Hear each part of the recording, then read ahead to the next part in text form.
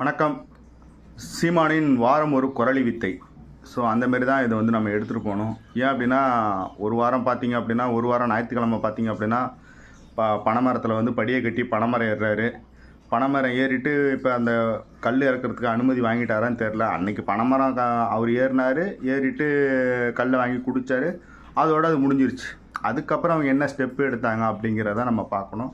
So அந்த ஒரு நாள் நியூஸு, அந்த ஒரு நாள் நியூஸில் சீமானுடைய பப்ளிசிட்டியை தவிர வேறு எதுவுமே இல்லை அப்படிங்கிறது தான் உண்மை. ஸோ அதே போல் மாடு மேய்க்கும் போராட்டம். அன்றைக்கி மாடுகளை வச்சு அதுகளை ஒரு தட்டி மாரி போட்டு அடைச்சி வச்சு அதுங்கள்ட்ட போய் நின்று பேசிகிட்டு இருந்தாப்புல. அதுக்கப்புறம் இன்றைக்கி என்ன பண்ணியிருக்காப்புல, மாடு மேய்க்கிற போராட்டம் சொல்லிட்டு ஒன்று வச்சாப்புல.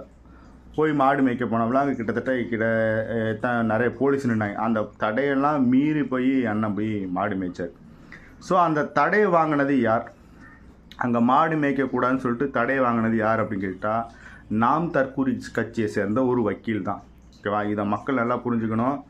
நாம் தற்கூரி கட்சியை சேர்ந்த ஒரு வக்கீல் தான் வந்து அங்கே மாடு மேயக்கூடாது, வனப்பகுதியில் வந்து மாடு மேயக்கூடாது அப்படின்னு சொல்லி ஒரு தடையை வாங்கியிருக்காப்புல.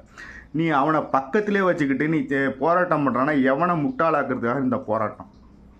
இல்லை, தமிழ்நாட்டு மக்கள்லாம் என்ன அவ்வளோ முட்டாளாகிட்டாங்களா? ஒன்றை நம்பி வர சோம்பி கூட்டம் தான் வேணால் முட்டாளாக இருக்குமே தவிர மற்ற மக்கள் எல்லாம் முட்டாள் கிடையாது.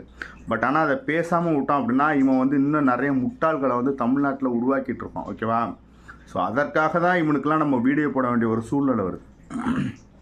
உன் கட்சிக்காரன் தான் வந்து கேஸ் போட்டிருக்கான் அங்கே மாடு மேயக்கூடாதுன்னு. அவனை கூப்பிட்டு வச்சு அந்த கேஸை வாபஸ் வாங்குறத விட்டுவிட்டு இவர் தட்டையை மீறி போய் மாடு மேய்க்கிறாரான்.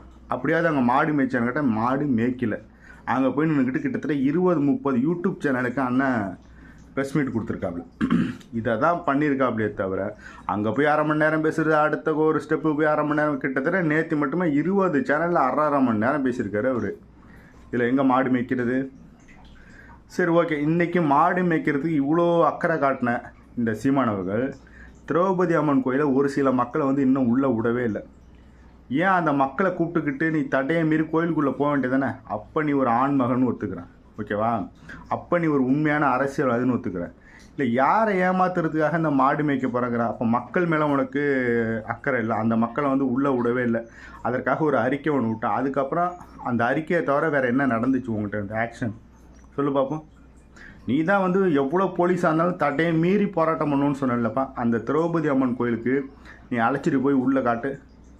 நானே நாளைக்கு வந்து உன் கட்சியில் வந்து சேர்ந்துக்கிறேன். ஓகேவா? ஸோ அதனால் வந்து மக்களை வந்து முட்டாளாக்குற வேலையை வந்து திரும்ப வந்து இந்த சீமானவர்கள் பண்ணிகிட்டு இருக்காரு. மீடியா கண்டென்ட்டுக்காக ஒரு சில விஷயத்த எல்லா விஷயமும் பண்ணிகிட்டு இருக்காரு. அப்படி